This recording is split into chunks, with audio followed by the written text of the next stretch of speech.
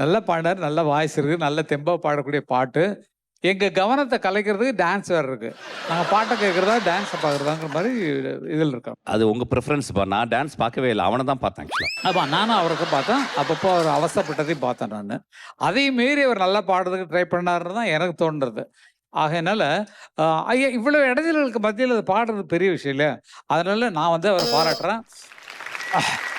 Thank you. இன்னும் ஒன்று இந்த விஷயத்த சொல்லணும்னா, சில்க் ஸ்மிதா அரவிந்து அவங்க வந்து சாதாரண கிராமத்திலிருந்து வந்த பொண்ணு.